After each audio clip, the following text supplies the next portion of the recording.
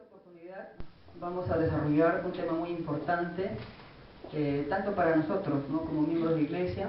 Es acerca del canon bíblico. Pero en esta noche queremos ver un poquito quiénes fueron aquellas personas en el cual concluyeron, ¿no?, determinaron los libros en el cual supuestamente iban a ser inspirados o no. ¿Por qué no hay más de... Acá en la Biblia encontramos 66 libros, ¿verdad? Tanto en el Antiguo como en el Nuevo Testamento. Pero ¿por qué no fue menos? ¿Por qué no fue más? En esta noche vamos a ver algunas cositas importantes acerca del canon bíblico. En Isaías, estimados hermanos, encontramos un versículo muy interesante, ¿no? Marchítese la flor, séquese la hierba, mas la palabra de Dios permanece para siempre. A lo largo de la historia de la cristiandad se ha discutido este tema polémico. Han descubierto nuevos manuscritos, como por ejemplo el Evangelio de Judas, ¿no? Según este Evangelio de Judas, los teólogos, los hombres de ciencia han tratado de explicar, ¿no?, el porqué, y han tratado de minimizar, ¿no?, la autoridad de la palabra de Dios. Y aún más, no solamente hay el Evangelio de Judas, sino hay muchos libros que han sido redescubiertos hoy en la actualidad, pero no están incluidos en la Biblia. ¿A qué llamamos canon, hermanos? Vamos a ver en la siguiente diapositiva. Vamos a hablar un poquito acerca del canon. ¿Qué es el canon? El significado del canon. Etimológicamente, la palabra canon viene de la palabra griega que es canon, que significa una vara, una caña para medir, ¿no? Ese es el significado griego en el cual se da este nombre, canon. Trayéndolo al español, es una norma, una regla para medir qué cosa es verdad o qué cosa es falso. Vamos a leer, hay un texto muy importante en el libro de Segunda de Corintios. Segunda de Corintios, el capítulo 10. El versículo 1 dice así: Yo, Pablo, os ruego por la mansedumbre y ternura de Cristo, yo que estando presente ciertamente soy humilde entre vosotros, más ausente soy osado para con vosotros. Ruego pues que cuando esté presente no tenga que usar de aquella osadía con que estoy dispuesto a proceder resueltamente. El versículo 3 sigue diciendo: Pues aunque andamos en la carne, no militamos según la carne, porque las armas de nuestra milicia no son carnales, sino poderosas en Dios para la destrucción de fortalezas, derribando argumentos y toda altivez que se levanta contra el conocimiento de Dios, y llevando cautivo todo pensamiento a la obediencia a Cristo, y estando prontos para castigar toda desobediencia cuando vuestra obediencia sea perfecta. El versículo 16 sigue diciendo: y que anunciaremos el Evangelio en los lugares más allá de vosotros, sin entrar en la obra de otro para gloriarnos en lo que ya estábamos preparados.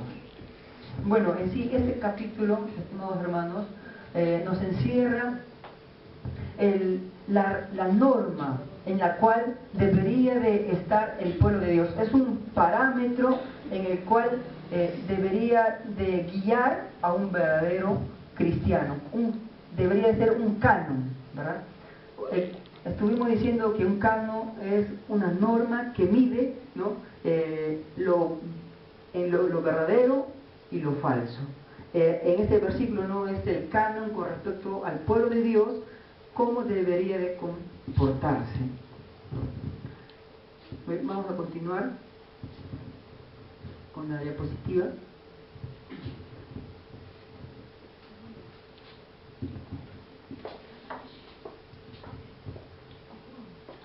Ahí vamos a continuar con la diapositiva.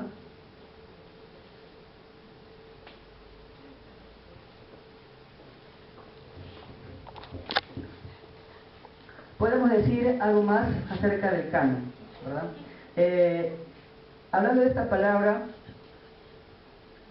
palabra del canon, hay también todo esto se inició cuando en el Antiguo Testamento había ya una regla en el cual estaban distribuidos los 27 libros que nosotros conocemos, ¿no? A través de la palabra de Dios hemos visto que ya en el tiempo de Jesús ya estaba canonizado los 27 libros de la Biblia, ¿verdad? Porque Pablo, Jesús y sus discípulos, ellos comenzaron a decir, ¿no? Escrito está, ¿verdad? Ya estaba canonizado el Antiguo Testamento en el tiempo de Jesús. Vamos a continuar. Ahora vamos a ver la historia de la palabra canon. Queremos resumir brevemente esta parte. Bueno, a mediados del siglo VI, cuando se utilizó esta palabra, ¿no? Es cuando se utilizó esta palabra. La canonización fue el resultado de un desarrollo de siglos de duración, del cual los libros inspirados fueron confirmados para jugar un papel importante. En otras palabras, hermanos, no fue que a alguien se le ocurrió y dijo, no, hay que distribuir la Biblia o los libros de la Biblia y hay que ponerlo en la Biblia, ¿no? Sino, hermanos, fue un proceso de muchos años, de muchos siglos, en el cual se llegó a la conclusión de que debería, ¿no?, de juntarse en un solo libro la palabra de Dios. Siguiendo, dice, esto quiere decir que el canon no fue determinado por un decreto rabínico o judío, ni tampoco en un concilio de la iglesia, ¿no? En la iglesia de aquellos entonces. El canon es dado en mérito a la autoridad hallada dentro de cada libro bíblico mismo. Vamos a continuar. Bueno, vamos a ver, ya para ir terminando, algunas consideraciones de la canonización. En primer lugar, la autenticación. Con esto queremos dar por sentado, estimados hermanos, que la palabra de Dios no necesitaba de que una persona tuviera que darle autoridad a la palabra de Dios, sino que encontramos en la palabra de Dios, encontramos que ella misma se proclama como autoridad, ¿no? Es esencial recordar que la Biblia se autentica a sí misma, puesto que sus libros fueron inspirados por Dios. El segundo aspecto dice, las personas y los concilios solamente reconocieron y declararon lo que es verdadero por la inspiración intrínseca de los libros tal como fueron escritos, ¿no? Vamos a continuar. Muy bien, las decisiones de los hombres, ¿no? Hemos visto que solamente la palabra de Dios es que se proclama como autoridad, pero tuvo que intervenir también algunas personas para ponerlo en un solo material, ¿verdad? Se tuvieron que hacer algunas decisiones y elecciones, y Dios guió a un grupo de personas a hacer las decisiones correctas y a coleccionar los varios escritos en los cánones del Antiguo y del Nuevo Testamento. Muy bien, debate sobre la canonicidad. En el proceso de decidir y coleccionar, era de esperarse que surgieran algunas disputas en cuanto a alguno de los libros. Estuvimos hablando, ¿no?, con cuanto al Evangelio de Judas, donde nos dice, ¿no?, que Jesús tenía una esposa, salía de un linaje. Eso es lo que nos muestra, ¿no?, el Evangelio de Judas, y motivo de ello es que se ha hecho una película, ¿no? El Código Da Vinci. Ahí uno puede suponer de que Jesús tenía una descendencia, ¿no? Bueno, tanto es por eso que se tuvo, hermanos, decidir que los libros inspirados tenían que ponerse a un lado y aquellos libros que no estaban inspirados por Dios tenían que ser rechazados. Muy bien, vamos a continuar. Bueno, en conclusión, desde el año 397 después de Cristo, hermanos, la Iglesia ha considerado que el canon de la Biblia está completo y por estar completo, ¿no? Y por ende cerrado. Este es el año, hermanos, 397, en el cual la Iglesia, los hermanos de esos tiempos, decidieron que ya no se debería de agregar más libros. Se cerró el canon en el año 397. Es por eso que hasta el día de hoy, hermanos, nosotros consideramos que estos 66 libros son inspirados de Dios y que solamente estos están dentro de la Biblia. Hay muchos libros más, pero a la luz de la palabra, algunos libros fueron rechazados porque no encajaban, ¿no?, a la inspiración bíblica. Aún si se descubriera una carta, dice, de Pablo, esta no sería canónica. Después de todo, Pablo debió de haber escrito muchas cartas durante su vida, además de las que se hallan dentro del Nuevo Testamento. Aún así, la Iglesia no las incluyó en el canon. No todo lo que escribía un apóstol era inspirado, porque no era el escritor el inspirado, sino sus escritos, ¿no? ¿Uno más? Eso ha sido un pequeño resumen, hermanos, acerca de este tema tan importante. Ahora vamos a pasar a otro exponente, quien va a desarrollar un seminario más.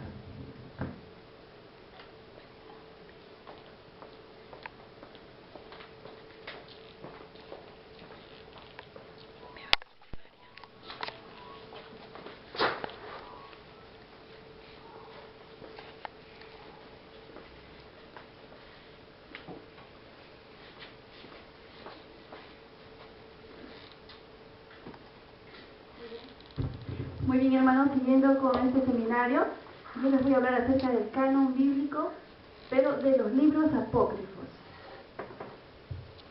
Libros apócrifos. ¿Seguimos?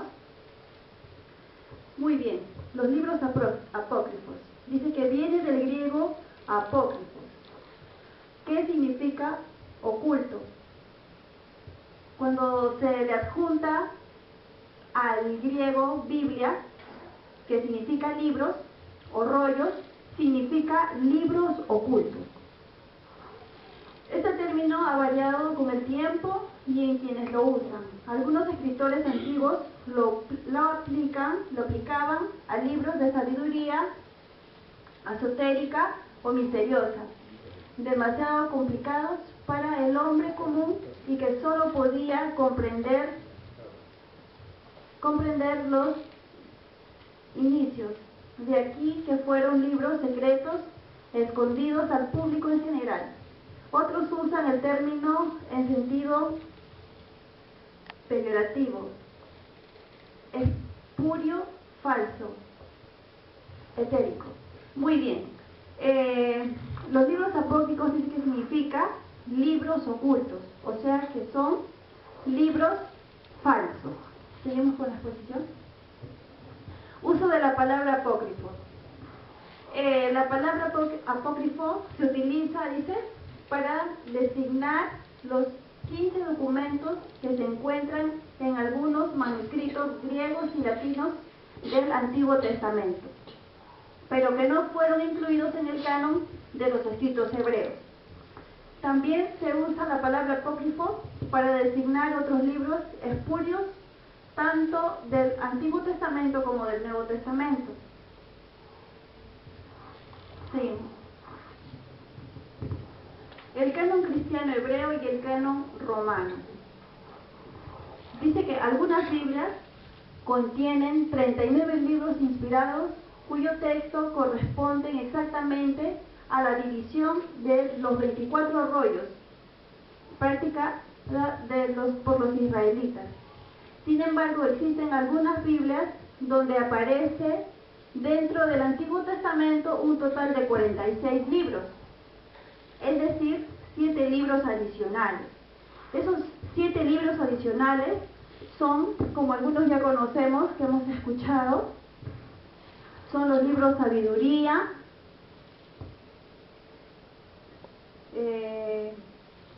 Esther, Baruch, 1 y 2 de Macabeos, ¿no? Son esos libros, son 7 más que se agregan al Antiguo Testamento, más no en el Nuevo Testamento, ¿verdad? Estos libros son libros judíos no canónicos que la Iglesia Romana acepta. Existen aún otros libros más que ni siquiera la Iglesia Católica Romana la acepta. Dice, razones por qué los libros apócrifos no están considerados en el canon bíblico. Vamos a ver. Dice, porque no formaron parte nunca del canon judío. Pablo afirma que los judíos fueron los depositarios de la revelación, en Romanos 7:3, en Romanos 3:2, y el suyo es, por tanto, el canon válido, no existe ni un solo ejemplar del Antiguo Testamento editado. Muy bien.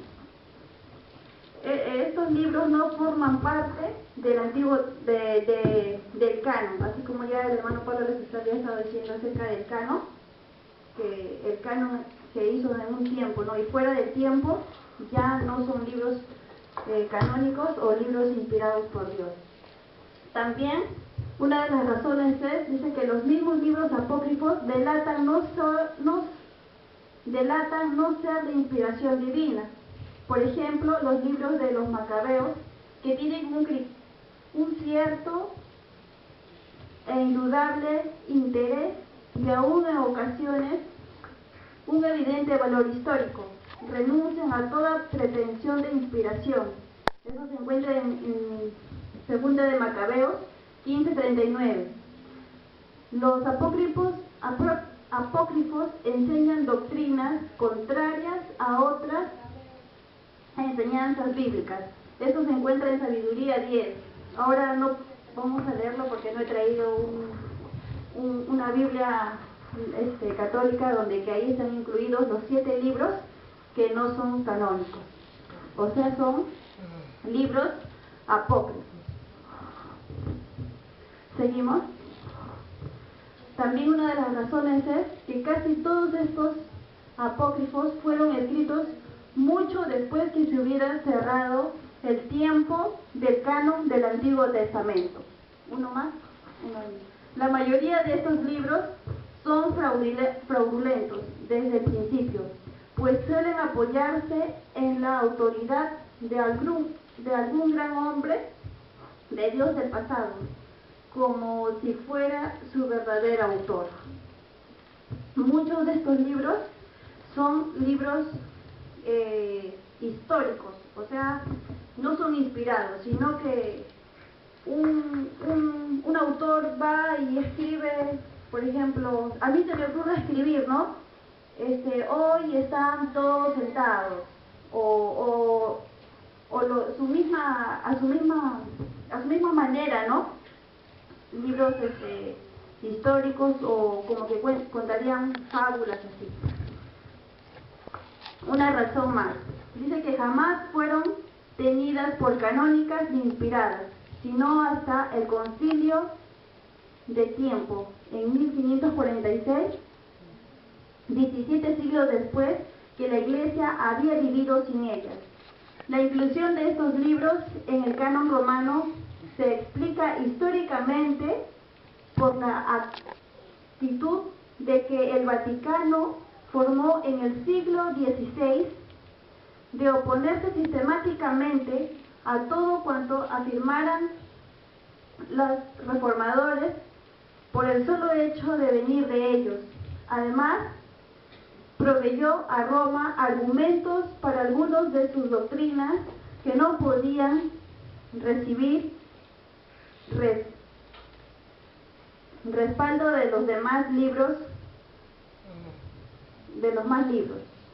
Como vemos, ¿no? Estos libros fueron agregados a la Biblia católica para su propia conveniencia, ¿no? Por ejemplo, de la Iglesia. La Iglesia que enseña, ¿no?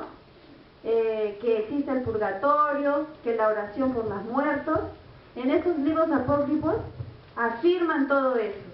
También enseñan sobre hechicería y ellos aceptan todo eso en los libros apócrifos. Por eso que la Iglesia Católica lo ha incluido a su Biblia para que de ahí ellos puedan sacar, ¿no? Para que puedan ellos, ¿cómo se dice? Para que ellos puedan leer, ¿no? Y puedan confirmar que sí es válido, que puedan leer donde certifique que sí está escrito. Pero en realidad los libros apócrifos no son inspirados por Dios y por lo tanto no tienen ninguna validez. Muy bien. Eso es todo, hermanos. Este ha sido un pequeño seminario donde hemos podido aprender un poco más de los libros